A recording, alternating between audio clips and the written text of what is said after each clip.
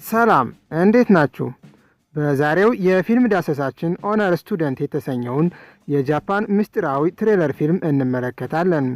ለዚህ ቻናል አዲስ የሆናችሁ ሰዎች ሰብስክራይብ በማድረግ ሌሎች ቪዲዮዎችም ሲለቀቁ ቀድሞ ለእናንተ እንዲደርሷችሁ ማድረግ ትችላላችሁ። ይህንንም ቪዲዮ ላይክ በማድረግ ጀምሩትም። አብራችሁኝ ቆዩም። ፊልሙ የሚጀምረው በጃፓን ትንሽ ከተማ ውስጥ በኢቺካዋ ሁለተኛ ደረጃ ትምህርት ቤት ውስጥ ነው። ሲኒየር ተማሪዎች በቅርቡ የወሰዱትን የፈተና ውጤታቸውን ለመቀበል በክፍል ውስጥ ይገኛሉ። ከተማሪዎቹም አንዷ ሚያማቶ አሱካ ትባላለች። ተግባቢ ስትሆን ነገር ግን በትምህርቷ ደካማ ተማሪ ናት። ምንም እንኳን ፈተናው እስካሁን ድረስ በጣም ቀላል ቢሆንም ምንም አይነት መልስ አላገኘችም እና ውጤቷ 0 ነበር። የወንድ ጓደኛዋ የሆነው ዮሺዳ 0 ቁጥር የአሱካ የዕድል ቁጥር መሆኑን በመግለጽ ጥሩ ጎኑን ይነግራታል። አሱካ ማጥናት ካልጀመረች የወደፊት እጣ ፋንታዋ የጨለመ እንደሚሆን አስተማሪው በመሳደብ ጭምር ተናገረ። ከዚያ አሱካ ያው እወድቃለሁ ብላ የምትፈራው ሌላ የታሪክ ፈተና ጊዜው ይደርሳል። የመጀመሪያው ጥያቄ የነበረው የሳንቲም ስጦታ ሲበረከትለት የተመኙትን ነገር ወደ ተግባር በመለወጥ ታዋቂ የሆነውን ሐውልት እንድትናገር ይጠይቃታል። መልሱን አታውቅም ነበር። ነገር ግን ቦታውን ባዶ ከመተው ይልቅ በማለት በግምት ጋቺሞ የተባለ የቦታ ስም ትጽፋለች። ልክ ስሙን በወረቀቱ ላይ ስታስቀምጥ ደማቅ ብርሃን ከመስኮቱ ውጭ ይታያል። በከተማ ውስጥ የሆነ ቦታ እንግዳ የሆነ የጫካ መንገድ በራሱ ጊዜ ይፈጠራል። በማግስቱ አዲሱን የጫካ መንገድ ሲያገኙ እሷና ዮሺዳ ወደ ትምህርት ቤት እየሄዱ ነበር። ከዛሬ በፊት መገኘቱን አያስታውሱም ነበር። በመሆኑም የማወቅ ጉጉታቸው እንዲጨምር አደረጋቸው። የማወቅ ጉጉታቸው ራሳቸውን እንዲሆኑ አድርጓቸዋል። ጥንዶቹም ይህን ነገር ለመመራመር ይወስናሉ። ከ1 ደቂቃ የእግር ጉዞ በኋላ ስሙን መጥራት የማይችሉት ቤተ መቅደስ አገኙ። አሱካ ሳንቲም ከሰጠች በኋላ በሚቀጥለው ፈተና 100 ለማግኘት ትመኛለች። ከዚያም ሁለቱም ለቤተ መቅደሱ ብዙም ትኩረት ሳይሰጡ ወደ ትምህርት ቤት ይመለሳሉ። በፊት ቀን የወሰዱትን የፈተና ውጤት ያዩ ሲሆን አሱካ ከ100 5 ነጥብ አስመዝግባለች። ከዚያም ውጤቷ እንደተመኘችው ስላልሆነላት በቤተ መቅደሱ ኃይል በማመኗ በራሷ ትበሳጫለች። በዚያው ቀን ስለ ዓለም ፖለቲካ የሚያወራ ጥያቄ የክፍል ሥራ ይፈተናሉ። የመጀመሪያው ጥያቄ የአሁኑን የጃፓን ጠቅላይ ሚኒስትር ስም ይጠይቃቸዋል። አሱካ ምንም ፍንጭ የላትም ነበር። ነገር ግን ወረቀቱን ባዶ ከመተው ይልቅ የፍቅረኛዋን የዮሺዳን ስም ጻፈችበትም። ከዚያ በኋላ ለሚነሱት ጥያቄዎች መልሱን ስለማታውቅ በምትኩ በእንቅልፍ ሸለብ ትላለችም። ከትምህርት በኋላ አሱካና ዮሺዳ ለመዝናናት ወደ እሷ ቤት ይሄዳሉ።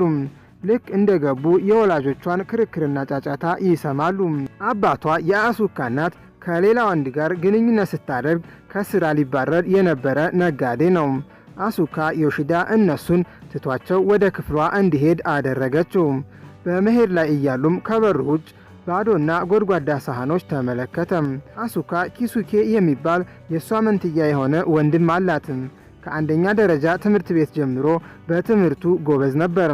በእያንዳንዱ ፈተና ከሙሉ ነጥብ ያነሰ ነገር አስመዝግቦ አያውቅም። ነገር ግን የሁለተኛ ደረጃ ትምህርት መግቢያ ፈተና እስከወደቀበት 1 ቀን ድረስ ብቻ ነበር። በጣም ጎበዝ ተማሪ በመባል ይታወቅ ስለነበረ ውድቀቱ በጣም ከባድ ነበር።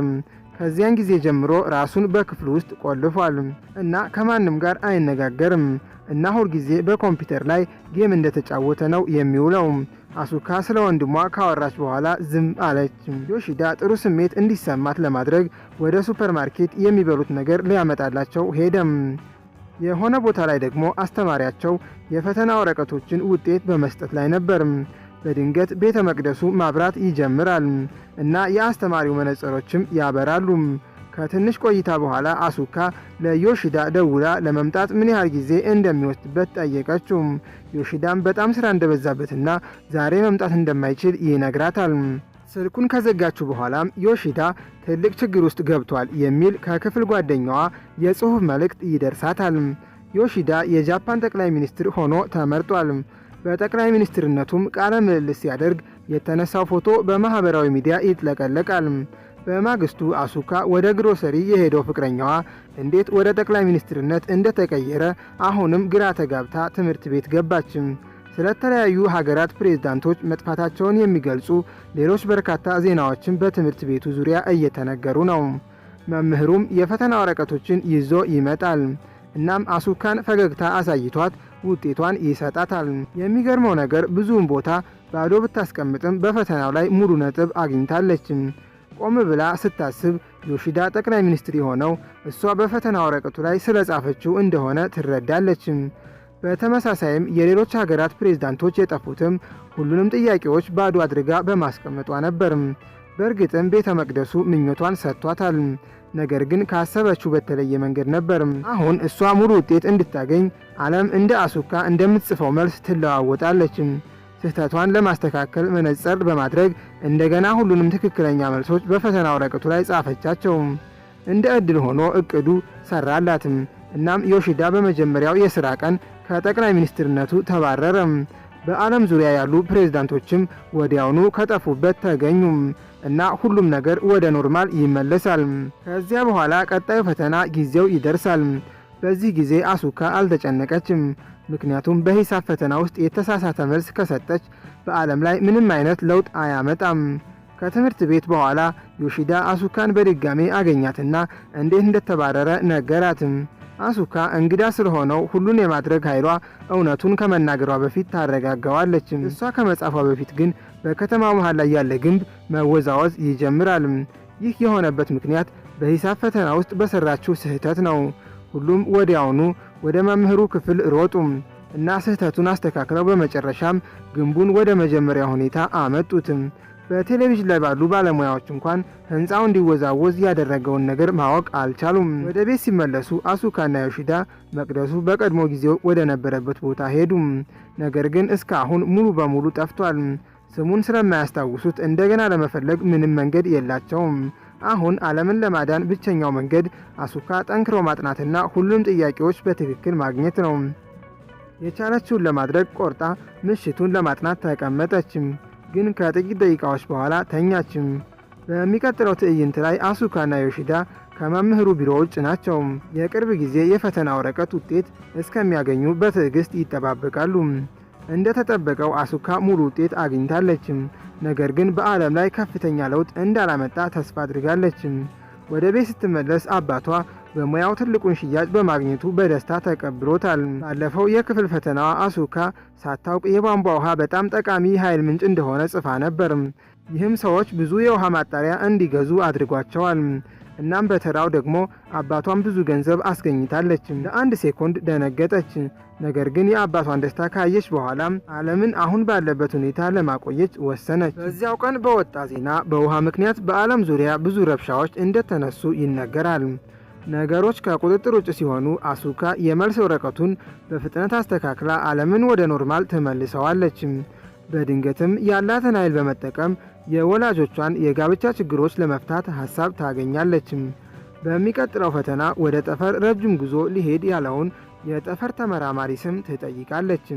የእናቷን ቦይፍሬንድ ስም ጻፈችና በሚቀጥለው ቀን ወደ ጠፈር ትልከዋለች። በዚህ ምክንያት ከእናቷ ጋር ተለያዩ። እናቷም እሱ ከሄደ በኋላ በቤተሰቧና በባለቤቷ ላይ ማተኮር ትጀምራለች። የአሱካ ሕይወት የተሻለ ሊሆን አልቻለም።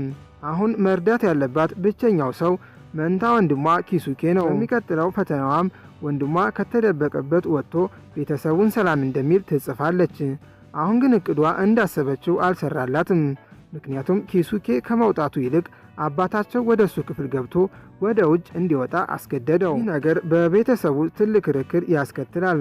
አባቷ በድጋሜ ከስራ እንደሚባረር ዛቻ እንደደረሰባቸውና እናቷ ከሌሎች ወንዶች ጋር ቴክስት መላላክ መጀመሯን አወቀች። አሱካ በመጨረሻ ችግሮቿን በኃይል መፍታት ጊዜያዊ መፍትሄ ብቻ እንደሆነ አመነች።